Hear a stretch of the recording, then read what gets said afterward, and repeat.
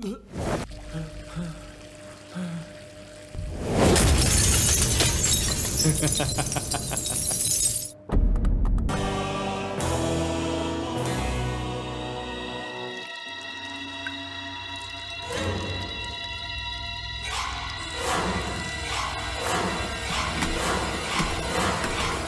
বন্ধুরা কেমন আছো সবাই? পাপরিকা স্টুডিও থেকে আমি জাহিদ আবারও আমন্ত্রণ জানাচ্ছি নতুন একটি মুভি এক্সপ্লেনেশন দেখতে। আমাদের আজকের মুভির নাম এদা গাইয়ে আপা ঘাটকে করণ, যার বাংলা অর্থ দুর্ঘটনার কারণ ছিল বাম হাত। এটি একটি dark comedy crime thriller movie. মুভিটি 2025 সালের কার্নাডা ভাষায় মুক্তি পায়। ছবিটির মূল চরিত্রগুলোতে অভিনয় করেছেন দিগান্ত, ধানু হাসরা এবং নিধি শোভা। মুভিটির বর্তমান IMDb রেটিং হচ্ছে 6.8 আউট অফ 10। চলুন কথা না বাড়িয়ে মুভিতে ডুবে যাই। মুভির শুরুতে আমরা দেখতে পাই এক ভদ্রলোক একটি সিঁড়ি বেয়ে ছাদের উপরে উঠছে। হ্যাঁ, ইনি হচ্ছেন আমাদের মুভির লিড ক্যারেক্টার লোহিত। লোহিত একটি IT কোম্পানিতে কাজ করে এবং কোনো কারণে সে খুবই পেরেশানি ও ডিপ্রেশনের মধ্যে দিয়ে যাচ্ছে। এর মধ্যে দেখা যায় তার বস তাকে বারবার ফোন করে যাচ্ছে এবং ফোন না তোলার কারণে বস তাকে ভয়েস মেসেজ দিয়ে তাদের সাইডে লগ ইন করতে বলছে। এরপর লোহিতকে দেখা যায় সে কম্পিউটারে লগ ইন করেছে এবং কোনো একটা কাজ করে কম্পিউটারটা রেখে এরপর আবার যখন উঠে দাঁড়াবে তখন দেখা যায় তার বস আবারও ফোন করছে। তখন সে বিরক্ত হয়ে ফোনটি নিচে ফেলে দেয় এবং নিচে নিজেও লাফ দেওয়ার চেষ্টা করে। যাই হোক, পরবর্তীতে দেখা যায় সে সৃষ্টিকর্তার কাছে ক্ষমা চেয়ে আবারও যখন ঠিক লাফ দিতে যাবে তখন নিচের ছাদে বসে থাকা এক অপরিচিত লোক তাকে বাধা দেয় এবং বলে, ভাই, অ্যাপোলো হসপিটালে এক লোক হাত পা ভেঙে এই মুহূর্তে ভর্তি আছে, সেও এখান থেকেই লাফ দিয়েছিল, এখন সে বাঁচার জন্য নয় মরার জন্য চেষ্টা করছে। লোহিত তখন ওই অজ্ঞাত ব্যক্তিকে বলে, দেখুন, আমি একটু শান্তিতে মরতে চাই, আপনি আমাকে কিছু বলবেন না। তখন ওই ব্যক্তি বলেন, দেখো, তুমি প্রথমে এসো, বরং আমার সঙ্গে আমার বাড়িতে চলো, যেতে যেতে না হয় শুনবো তুমি কেন আত্মহত্যা করতে চাচ্ছ, এরপর ফিরে এসে তোমার যদি মনে হয় তুমি না হয় শান্তিতে মরবে। লোকটির কথা একসময় লোহিত কনভিন্স হয়ে যায় এবং নিচে নেমে আসে। লোহিত তাকে সবকিছু বলতে রাজিও হয়, কিন্তু হঠাৎ করে সে ওই লোককে প্রশ্ন করে, আচ্ছা, ওইখান থেকে পড়লে শুধু হাত পা আর মাথা ফাটবে সেটা তুমি কিভাবে জানলে? অজ্ঞাত ব্যক্তিটি প্রশ্নটা এড়িয়ে যায় এবং লোহিত তার গল্প শুরু করে। গল্পটি শুরু হয় 1990 সালে, যখন লোহিতের জন্ম হয়। লোহিতের ডেলিভারির সময় তার বাঁ হাতটি তার মায়ের পেটে আটকে যায়। তখন ডাক্তাররা তাকে বের করার জন্য প্রচুর পরিমাণ প্রেসার দিতে থাকে এবং একসময় দেখা যায় লোহিতের সুস্থ জন্ম হলো, তার মা সেখানেই মারা যান। লোহিত ছোটবেলা থেকেই বাঁহাতি ছিল, কিন্তু বিষয়টি তার আত্মীয় এবং প্রতিবেশীদের ঠিক পছন্দ ছিল না, তাই দেখা যেত তারা তার হাত বেঁধে রাখত। কিন্তু লোহিতের বাবার লোহিতের বাঁহাতি হওয়ার কারণে কোনো দুঃখ ছিল না, বরঞ্চ তিনি লোহিত যেমন আছে তেমনই পছন্দ করতেন। লোহিত বিশ্বাস করত বাঁহাতি হওয়া কোনো দোষের কিছু নয়। দেশের অনেক বিখ্যাত ব্যক্তিবর্গ বাঁহাতি ছিলেন, যেমন আব্দুল কালাম, সচিন টেন্ডুলকার, এরকম আরো অনেকেই। পরে দেখা যায় একটি সুন্দর গানের মাধ্যমে লোহিত ছোটবেলা থেকে গ্র্যাজুয়েশন হওয়া পর্যন্ত তার বাঁহাতি হওয়ার কারণে কি কি অসুবিধার সম্মুখীন হয়েছে সেগুলো দেখানো হয়।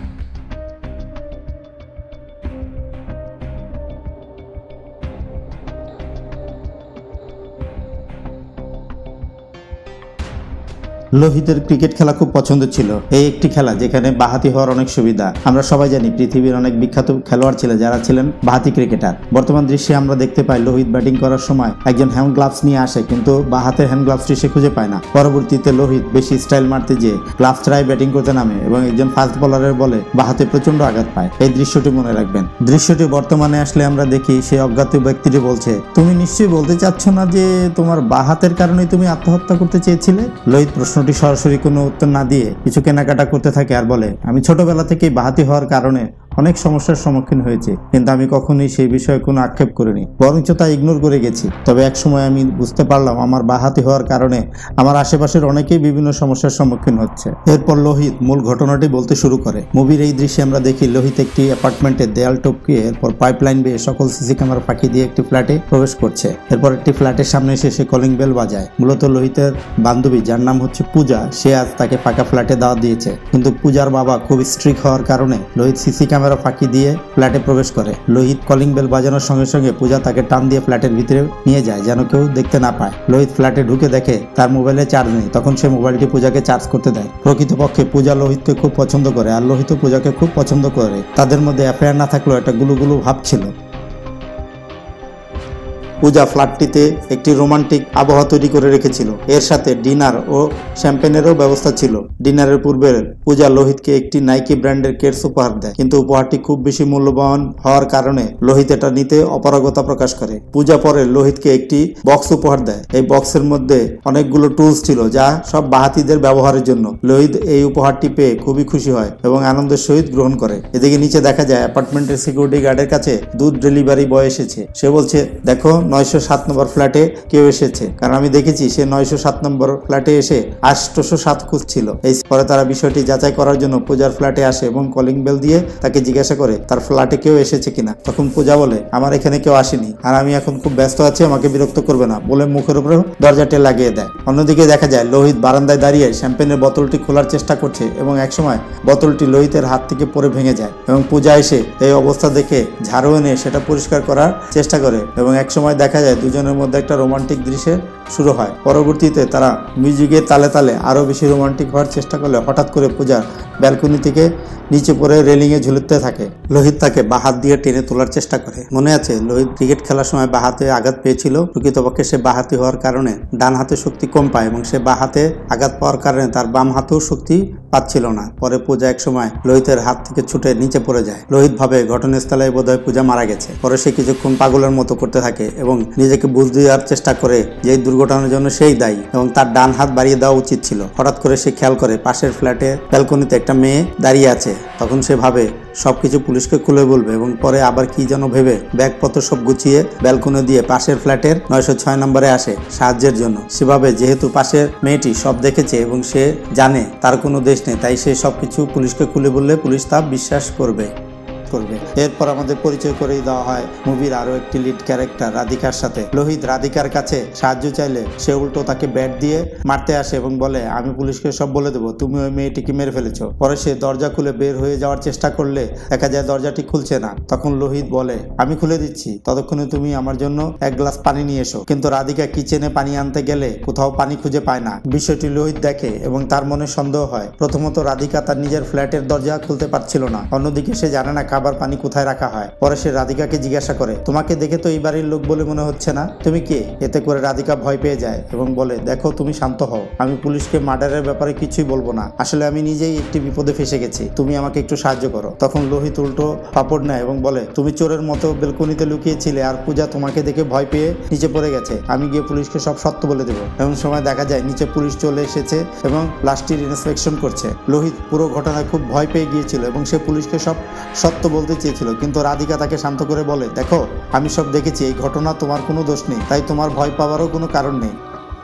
তখন লোহিত রাধিকাকে নিচে যাবার জন্য জোর করলে সে বলে আমার পক্ষে এখন নিচে যাওয়া সম্ভব নয় এবং তোমারও উচিত শান্ত হয়ে বিষয়টি প্রথমে পর্যবেক্ষণ করা। তখন রাধিকা লোহিতের কাছে তার ফোনটি চায় একটা কল দেওয়ার জন্য। লোহিতের মনে পড়ে সে তো তার ফোনটি পূজার ফ্ল্যাটেই ফেলে এসেছে। তখন সে আবার ব্যালকনি দিয়ে পূজার ফ্ল্যাটে প্রবেশ করে এবং প্রথমে সে পূজার ব্যালকনিতে পড়ে থাকা ভাঙা ওয়াইনের বোতলটি পরিষ্কার করে এবং সে পরে ফ্ল্যাটে প্রবেশ করে এবং তার মোবাইলটি খুঁজতে থাকে, কিন্তু পূজা ফোনটি কোথায় চার্জে দিয়েছে তা সে জানতো না, তাই সে এদিকে ওদিকে খুঁজতে থাকে। অন্যদিকে আমরা দেখতে পাই পুলিশ পূজার ফ্ল্যাটটি পরীক্ষার জন্য দরজাটি খোলার চেষ্টা করছে এবং ভিতরে লোহিত তার মোবাইলটি পাগলের মতো খুঁজছে। তার অবস্থাটা এমন যে পুলিশ এখনই ঘরে ঢুকে পড়বে এবং হাতে নাতে সে ধরা পড়বে। পরে লোহিত ফোনটি খুঁজে পায় এবং সেই ব্যালকনি দিয়ে আবার পাশের ফ্ল্যাটে প্রবেশ করে। ঠিক তখনই পুলিশকে দেখা যায় পূজার ফ্ল্যাটের দরজা খুলে ভিতরে ঢুকেছে এবং প্রত্যেকটি কক্ষ পর্যবেক্ষণ করছে। এই সময় সিকিউরিটি গার্ড বলে ওই ফ্ল্যাটে একজন যুবক এসেছিল স্যার, সে 807 ফ্ল্যাট খোঁজার কথা বলে 907-এর সামনে দাঁড়িয়েছিল। এই কথা শুনে ইন্সপেক্টর তাদেরকে আটক করে জিজ্ঞাসাবাদ করতে বলে। অন্যদিকে আমরা দেখি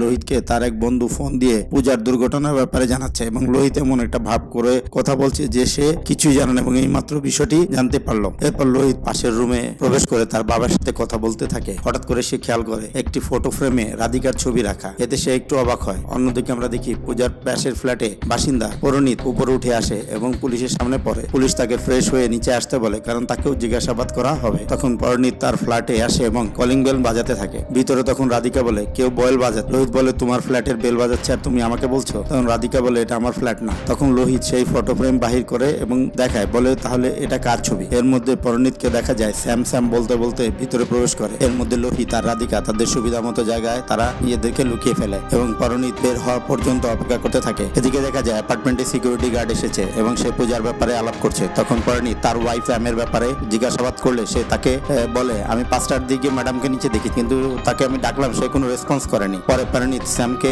কল করে, কিন্তু আমরা দেখতে পাই স্যামের ফোনটি একটি ট্যাক্সি ক্যাবের মধ্যে বাজছে। পরে সে রেডি হয়ে পুলিশের কাছে জবানবন্দি দিতে নিচে চলে যায়। পারমিত চলে যাওয়ার পর লোহিত রাধিকাকে বলে, তোমার হাজবেন্ড বেশ হ্যান্ডসাম। তখন রাধিকা বলে, সে আমার স্বামী নয়, আমি তাকে চিনি না। তখন লোহিত ফটো ফ্রেম দেখিয়ে বলে, তাহলে তোমার সাথে তার ছবি কেন? আর আমার কিন্তু তাকে দেখে বেশি ইনোসেন্ট লাগছে। তখন রাধিকা বলে, পারমিত ইনোসেন্ট হতেই পারে না। তখন লোহিত বলে, তুমি যে বললে তাকে তুমি চেনো না, তাহলে তুমি তার নাম জানলে কিভাবে? এর মধ্যে লোহিতের মোবাইলে তার বন্ধুর কল আসে এবং সে বলে, আজ না তোমার পূজার সঙ্গে দেখা করার কথা ছিল? তখন লোহিত বলে, না তো, আমাদের তো আগামীকাল দেখা করার কথা। তখন লোহিতের সেই বন্ধু বলে, কিন্তু তুমি তো আজ ওর সঙ্গে দেখা করতে চেয়েছো, এই জন্যই তো পূজা আমাকে দিয়ে শ্যাম্পেন আনালো। তখন লোহিত কথাটা পাশ কাটিয়ে যায় আর বলে, আমি তো পাশের একটি নাইকি শোরুমে গিয়েছিলাম একটা কেটস কেনার। তখন লোহিতের সেই বন্ধু বলে, তোমাকে ফ্ল্যাটে আসতে হবে, পুলিশ ইন্টারোগেশনের জন্য তোমাকে ডেকেছে। তখন লোহিত বলে, আমি আসবো, তবে আমার একটু দেরি হবে। লোহিত তখন খুব ভয় পেয়ে যায়, কারণ তার বন্ধু পুলিশকে তাদের ব্যাপারে যদি বিষয়টি বলে দেয়। তখন রাধিকা তাকে সান্ত্বনা দেয় এবং বলে, আমি তোমাকে পুরো সাপোর্ট করব। এর মধ্যে ইন্টারোগেশন শেষ করে পারমিতের ফেরত আসার সময় হয়েছে। রাধিকা লোহিতকে বেডরুমে গিয়ে লুকিয়ে পড়তে বলে। লোহিত বেডরুমে ঢুকে বিছানার নিচে লুকাতে যায়, আর ঠিক তখনই লোহিতের জন্য 440 ভোল্টের শক নম্বর 2 অপেক্ষা করে। এটা কার লাশ? এটা তো দেখছি রাধিকা মরে পড়ে আছে। তাহলে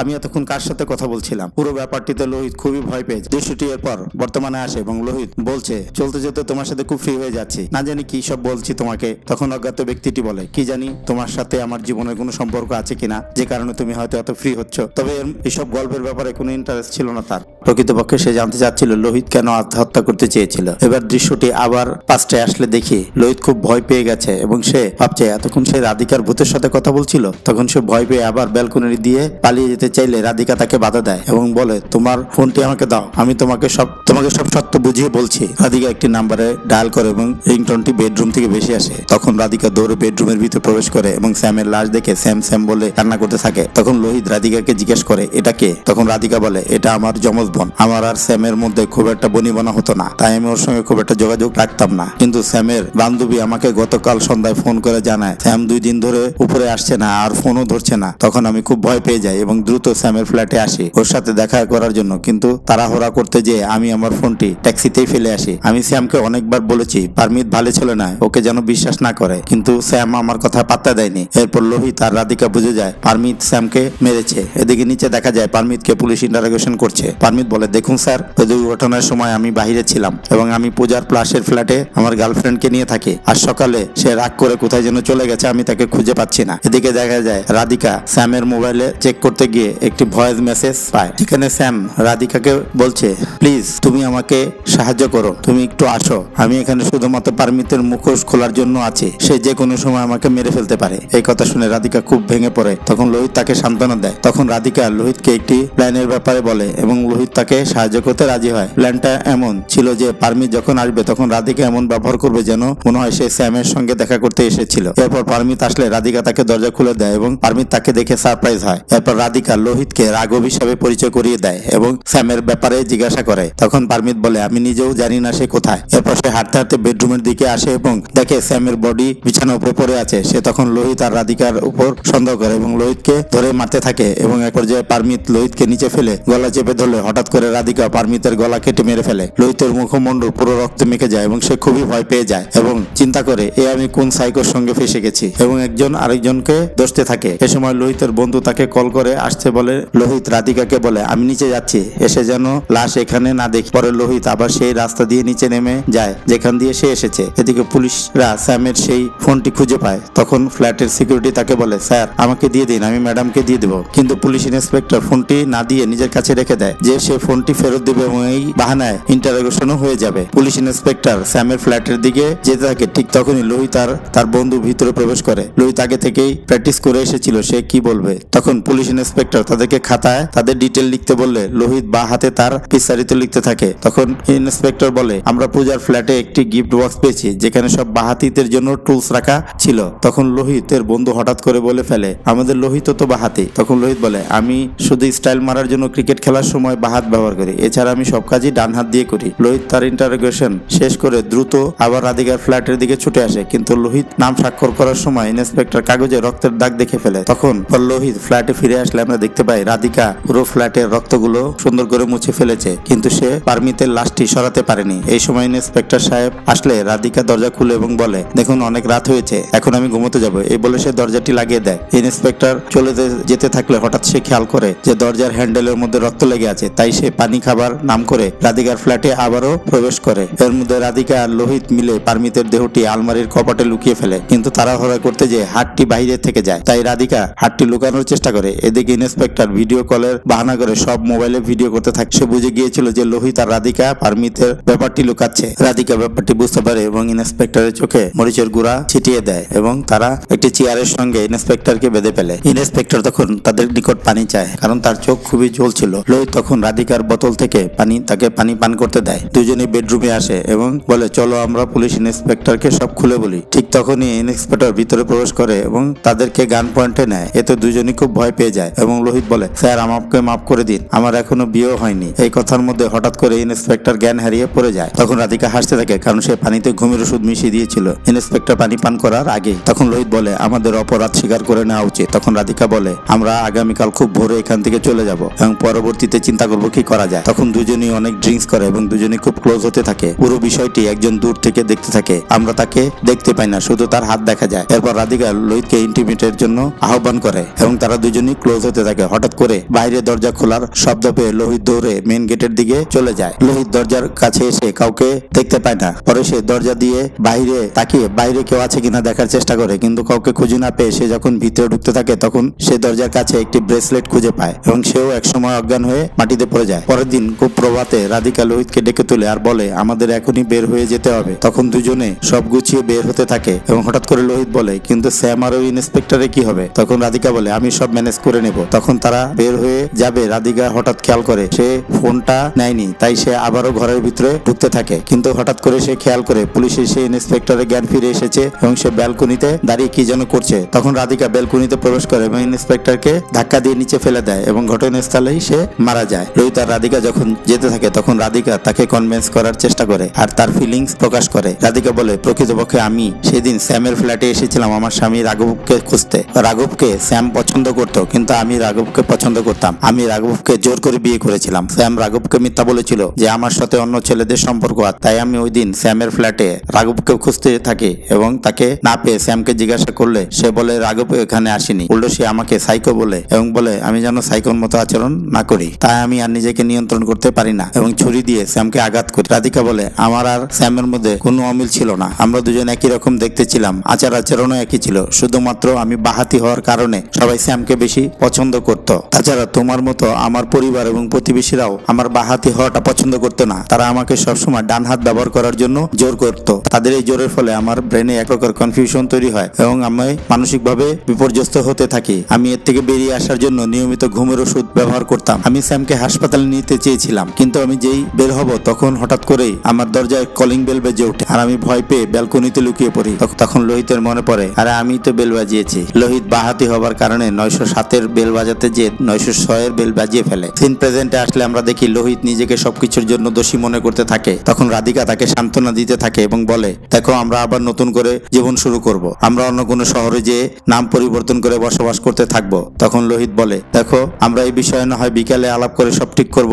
এরপর লোহিত ও রাধিকা একে অপরের কাছ থেকে বিদায় নিয়ে আলাদা পথে যেতে থাকে। হঠাৎ করে একটি দুর্ঘটনা ঘটে যায়। রাধিকা যখন রাস্তা পার হচ্ছিল তখন অপর প্রান্ত থেকে আসা একটি গাড়ি রাধিকাকে উড়িয়ে দেয়। ঘটনাস্থলেই রাধিকার মৃত্যু হয়। দৃশ্যটি প্রেজেন্টে আসলে আমরা দেখি সেই অজ্ঞাত ব্যক্তি লোহিতকে আবারও তার আত্মহত্যা করতে চাওয়ার কারণ জিজ্ঞাসা করছে, কিন্তু লোহিত বলে, আসলে আমি আপনার সাথে কথা বলতে বলতে ভুলেই গেছি আমি কি কারণে আত্মহত্যা করতে চেয়েছিলাম। তখন ওই ব্যক্তি বলে, তোমার এসব বাদ দিয়ে এখন রাঘবের প্রতি খেয়াল রাখা উচিত যেন তার কিছু না হয়, কারণ আমার ধারণা ওই দিন ফ্ল্যাটের মেইন দরজা খুলে যে বেরিয়ে গিয়েছিল সেই হয়তো রাঘব এবং সে তার ওয়াইফকে অন্য লোকের সঙ্গে ঘনিষ্ঠ হতে দেখে কিন্তু এখনো পর্যন্ত কাউকে কিছু বলেনি। তখন লোহিত বলে, কিন্তু আপনি কিভাবে জানলেন যে সে রাঘব? ওই ব্যক্তি কথাটি এড়িয়ে যায় এবং লোহিতকে ঘরের ভিতর যেতে বলে এবং বলে যে ভিতরে যে একজন বৃদ্ধ লোককে দেখতে পাবে, তাকে বলবে আমি তাকে খুব ভালোবাসি এবং আমি তাকে খুব মিস করছি, সে যেন আমাকে ক্ষমা করে দেয়। এরপর লোহিত ভিতরে প্রবেশ করে এবং দেখে ঘরের ভিতরে একজন মৃত ব্যক্তির শোক সভা হচ্ছে। হঠাৎ করে তার দেয়ালের দিকে চোখ যায় এবং দেখে দেয়ালে একটি বিয়ের ছবি টাঙানো আছে যেখানে রাধিকার সঙ্গে সেই লোককে দেখা যাচ্ছে। শুধু তাই নয়, ওই দিন সে ফ্ল্যাটের দরজায় যে ব্রেসলেটটি পেয়েছিল সেই ব্রেসলেটটিও সেই ব্যক্তির হাতে পরা। তার মানে ওই ব্যক্তি আর কেউ নয়, সেই ছিল রাঘব। তখন সে বাইরে এসে রাঘবকে খুঁজতে থাকে, কিন্তু সে কাউকে দেখতে পায় না এবং সে বুঝতে পারে আসলে রাঘব মৃত এবং এতক্ষণ সে যার সঙ্গে কথা বলেছে সেটা ছিল রাঘবের আত্মা। প্রকৃতপক্ষে রাঘব রাধিকাকে বিয়ে করার পর থেকে অনেক স্যাক্রিফাইস করে আসছিল, কিন্তু রাধিকার পাগলামি দিনে দিনে বাড়তে থাকে। আসলে ওই দিন রাঘব স্যামের সঙ্গে দেখা করে রাধিকার সাইকোপ্যাথের আচরণের বিচার দিতে চেয়েছিল, কিন্তু সে স্যামের বাসায় যখন আসে তখন রাধিকাও চলে আসে, যার জন্য সে নিজেকে লুকিয়ে ফেলে এবং রাধিকাকে তার আপন বোনকে হত্যা করতে দেখে এবং পরবর্তীতে সে রাধিকাকে অন্য পুরুষের সঙ্গে ঘনিষ্ঠ হতে দেখে। এই সবকিছু দেখে সে আর নিজেকে ধরে রাখতে পারে না। সে ওই ফ্ল্যাট থেকে পালিয়ে আসে এবং অন্য একটি বিল্ডিং এর ছাদে উঠে আত্মহত্যা করে। প্রকৃতপক্ষে মানব জীবনে ডিপ্রেশন, বিপদ আপদ, সমস্যা থাকবেই। এটা তার প্রিয়জনের সঙ্গে শেয়ার করে দুঃখ ভাগ করে নেওয়া উচিত। আর যে এই ডিপ্রেশন থেকে বের হতে না পারে তার জীবন রাঘবের মতো শেষ হয়ে যায়। লোহিত বাহাতি হওয়ার কারণে সে এটাকে মেনে নিয়েছিল এবং সে এটাকে এনজয় করত। সে তার বিপদে ডিপ্রেশনে রাঘবের সঙ্গে শেয়ার করে, যার কারণে সে আবার নতুন করে জীবন শুরু করতে পারে। ধন্যবাদ সবাইকে এতক্ষণ ভিডিও দেখার জন্য। আল্লাহ হাফেজ।